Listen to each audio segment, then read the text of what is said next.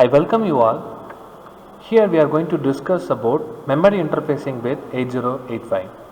We know that 8085 is nothing but the microprocessor which is having the address length such as 16-bit wide. So it can be connected with a maximum memory of 64 KB. So a RAM or ROM, either it may be a RAM or ROM, generally it is a memory device. A memory device can be connected maximum amount of memory device such as 64 KB of memory can be connected with the 8085 at a time. So we need to connect this memory with the 8085 and it is in the need of 16-bit address. So 64 KB which is 65536 locations. Now we will see how to interface 8K EPROM with 8085. So 8 kilobytes of memory which can be storable in this particular IC. So the IC number is 2764. So this is having 28 pins and decimal wise we can say that there are 8192 locations are there. Okay, 8K instead of kilo you can substitute 1024. This is 8192 and in order to access these 8192 locations you need maximum amount of 13 lines. 13 lines you need, 13 individual bit lines you need. So this is the general information about this particular IC, and I told you right, 8085 is able to access 16 bits at a time. So for this particular memory device, I mean 2664, in order to access this particular device we need only 13 bits. So in memory, in decimal wise the locations are 0 to 8192, including 0 there will be 8192 of locations are there. So it is equivalent to 8 KB, and in terms of hexadecimal you can say the address like 0000 to 1FFF. This is actually the starting address as well as ending address of this particular memory device. And in binary bit pattern wise, this is the maximum bit pattern, I mean this is equivalent to 1FFF. So by the way, we don't need to give that 16 bit of address, we need only 13 bits to access the data available in that particular memory device. So these are all the procedure to be done in order to access a data from that particular memory device. One thing is chip enable and another one is output enable. This is the control signals associated with that memory device. This is chip enable or otherwise chip select, both are equal. So this is the signal, I mean the control signal which is useful to select the particular device. Just assume that if suppose there is one 8 KB is connected, is it not? One more 8 KB is connected means the microprocessor has to select the device first. Okay, among the two memory devices, microprocessor has to select the device first and then it start to communicate with that particular device. Okay, so for the purpose there will be a signal for selecting the chip. Okay, this is commonly called as CE bar or CS bar. CE is nothing but chip enable, CS means chip select, and this is an active low signal. Okay, and then output enable. In order to extract the data from the particular memory device, output enable is required. Okay, then only the data can be read or write from that memory device, and there are some associated data lines are available in that memory device. It is an 8-bit memory device, so D0 to D7 there will be an 8 bits of data lines are available. So in order to access this particular memory device we need to give 13 lines of binary address lines, 13 bits of address lines. So starting from 0000 everything is 0, this is the initial address. If you are setting this as address lines, you can access the first location in that memory, you can access this location. Okay, if you are giving this value in your address lines means, I mean 0000 up to last A0 is only as 1, so this will give the second location. Okay, if you are setting everything is 1 means it will give everything is 1. See, 13 bits are set as 1 means it will indicate the address like 8192. Okay, 8192 location. This is the top of that memory device. Okay, this is the bit patterns for selecting the memory location. Including that, chip select should be enabled. Okay, chip select signal, I mean chip enable signal should be enabled. In addition with that address lines, we need to enable this signal also. This is an active low signal. So in order to enable this signal, you need to set it as 0. Okay, for accessing the data available in that memory device, you need to call the address, and also you need to enable the chip enable signal. So you can see that for up to these cases, CE is 0. So you can access this kind of locations. If suppose whatever may be the address bit patterns, if you are setting the CE signal as 1 means chip is not selected, you cannot access the data. So along with the address lines, chip enable is very essential. Okay, so if there are more than one devices are connected, means the chip enable is very important, so that only that kind of control signal is included here. So now you can see the data, you can see the diagram now. I told that first 13 pins are very essential for accessing the address pins. There is no use of having these 3 pins, but we are in the need of one more signal called chip enable signal, is it not? So what we are going to do is, we are going to utilize the remaining 3 signals for the purpose of chip enable. In order to select the particular memory device, we need to utilize these 3 pins, I mean A13, A14, A15. Total 16 bits are there. 13s we have utilized, and A13, A14, A15. These are all the remaining unused address lines. We are going to give into this logic gate circuits. By the way, initially they are given with NOT gate, so it will give the output. If it is 0 0 0 means it will give the output as 1 1 1, and this is NAND gate. Usually NAND gate will give the maximum, I mean NAND gate will give the 0 value if the 3 inputs are logic 1. Okay, 1 1 1 result into 0. Okay, so let us consider only one EPROM is connected with 8085. So these 13 address lines are responsible for calling the address values, and inside that there will be an address bar database is available. So this is actually connected with the D0 to D7 pins. So by the way, this EPROM is called by particular location of this EPROM will be called by these 13 lines, and after accessing the data will be flow through this line. Okay, that is not in our focus, that is a regular activity in memory interfacing. The thing is how to select this particular device. Chip select is very important. So for this purpose we are using these 3 signals, I mean 3 pins. You need to keep it as 0 0 0 forever.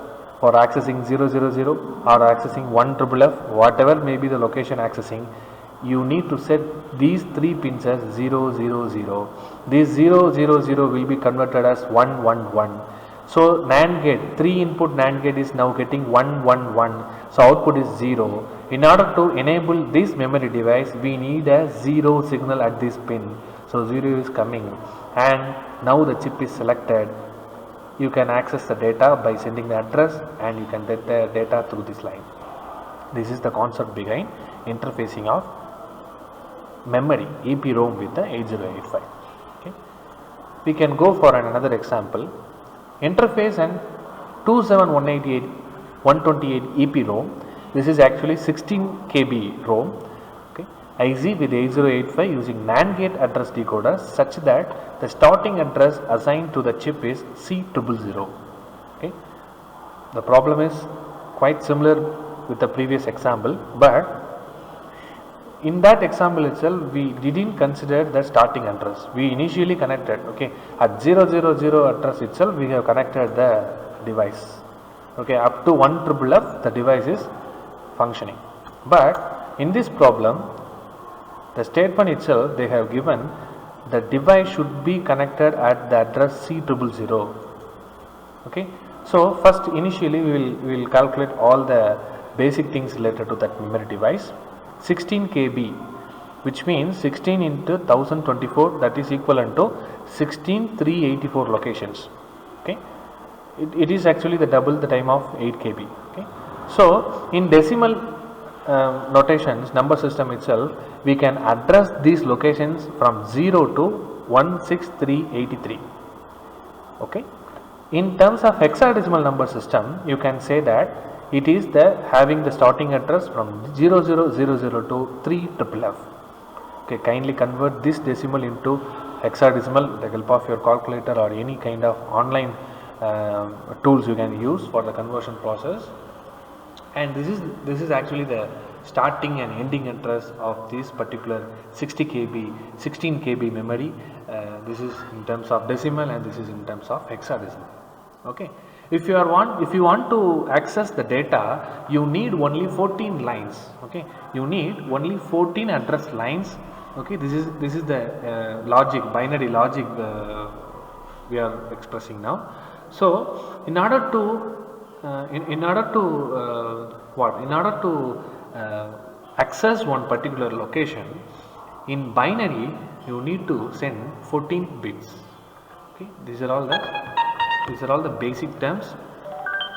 And now the 16 KB EPROM is having the minimum value location as 0, maximum as 16383. Already we discussed, this is the hexadecimal addresses and we need 14 address lines. Okay, so now in our problem statement itself, they have given that the starting address should be assigned from C000 onwards. Okay, you should not connect this ROM starting from 0000 itself.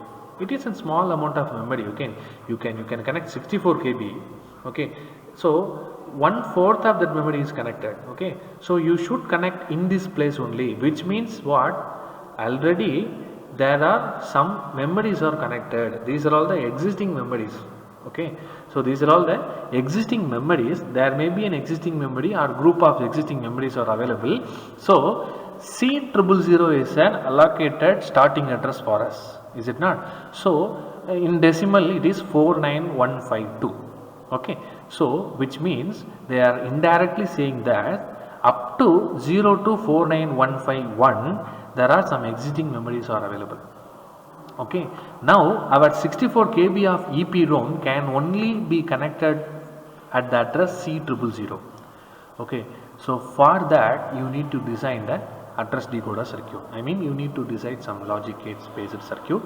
So in hexadecimal numbering systems, the addresses starting from 0000 to BFFF, there will be already an existing memory circuit is available. So now our 16 KB of EPROM is going to be connected at the address starting address C000 to FFFF. So this is the starting address of this particular memory device.